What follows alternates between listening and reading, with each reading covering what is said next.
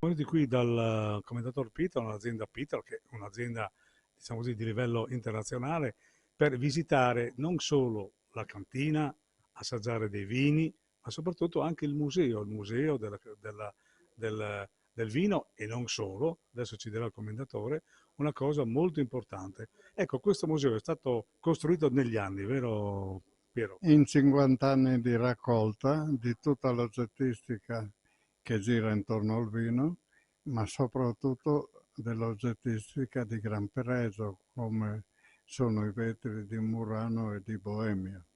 E questa è la mia passione. E ho un museo che è l'unico in Italia e che tutti possono visitare quando vogliono durante la settimana, escluso i festivi. Ecco, quindi chi vuole visitare il museo e acquistare del buon vino può venire da Pittaro e si troverà sicuramente bene. Ma oltre al museo in generale, hai fatto anche un museo particolare dove le attività, diciamo così, di una volta vengono riprese in una location del tutto unica. Sì, perché ho pensato di costruire degli atelier dove si vede esattamente cosa faceva una volta, perché ormai anche le persone di una certa età non riconoscono quello che vedono.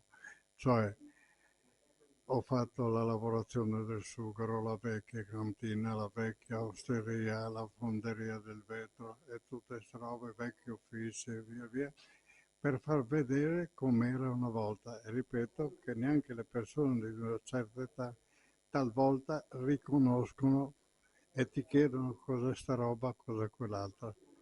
Ecco, allora non solo una serie di ricordi, ma soprattutto una serie di eventi, perché questo è veramente un evento. Chi visita questo museo ritorna nel tempo, ma capisce anche il progresso che abbiamo fatto negli anni. Quindi grazie a Pittero per questa grandissima collezione. Adesso il museo è il telefonino e basta.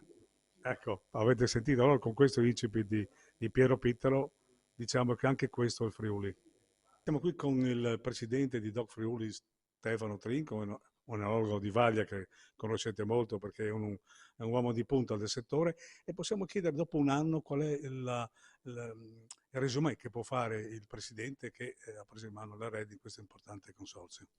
Beh, la Doc Friuli è una realtà ormai consolidata che si sta consolidando sempre di più nel tempo, prende un po' a grandi linee tutta la produzione del Friuli Venezia Giulia e attualmente è diventata già la Doc più grande dal punto di vista numerico, e quindi le prospettive sono davvero importanti per quanto riguarda sia l'aspetto qualitativo che l'aspetto gestionale a favore ovviamente dei soci, perché il consorzio ha l'obiettivo appunto di tutelare, valorizzare e promuovere la denominazione, per cui penso che sia un qualcosa di molto importante avere un buon consorzio, soprattutto che possa lavorare nella prospettiva di un miglioramento ulteriore del nome Friuli legato al vino.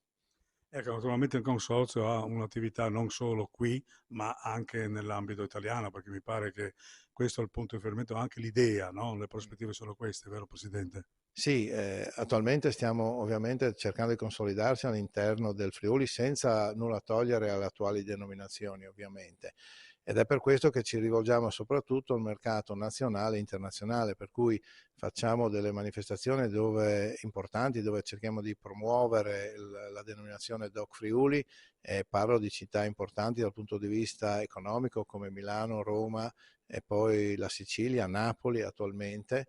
E poi ci stiamo muovendo anche con l'estero, soprattutto sui paesi legati all'Unione Europea, e poi faremo anche un salto negli Stati Uniti. Bene, grazie Presidente. Anche questo è il Friuli.